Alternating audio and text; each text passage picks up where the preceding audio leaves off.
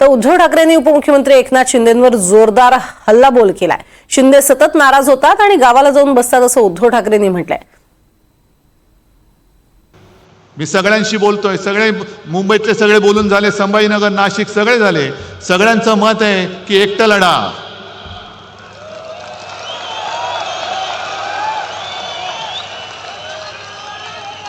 ताकद आहे। अमित शहाना जागा दाखवणार आहात? ठीक आहे, अजून निवडणूक जाहीर झालेली नाही, पण मला तुमची जिद्द बघू द्या, तुमची तयारी बघू द्या। ज्या भ्रमात आपण राहिलो तो पहिला त्या भ्रमातनं बाहेर या, आणि ज्या क्षणी माझी खात्री पटेल आपली तयारी झाले, मी कार्यकर्त्यांच्या मनाप्रमाणे निर्णय घेतल्याशिवाय राहणार नाही। पण या वेळेला मला सूड उगवून पाहिजे, सूड सूड आणि सूड, होय सूड। जो महाराष्ट्राच्या पाठीत वार करतो, जो मराठी आईच्या कुशीवरती वार करतो, तो गद्दार आणि त्या गद्दाराचा वरद हस्त मला महाराष्ट्रामध्ये दिसता कामा नये।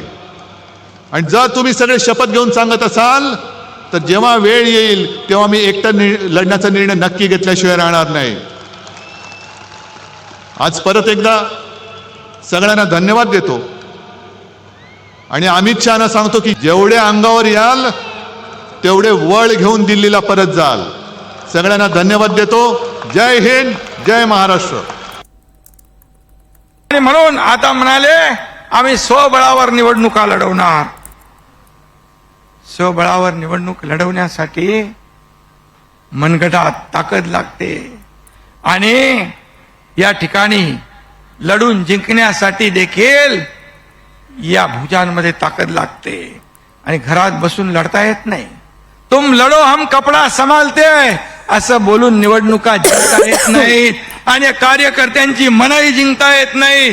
त्यासाठी कार्यकर्त्याबरोबर रस्त्यावर उतरून काम करावं लागतं, फील्डवर उतरून काम करावं लागतं, त्यांच्या सुखदुःखात समरस व्हावं लागतं, हे करावं लागतं।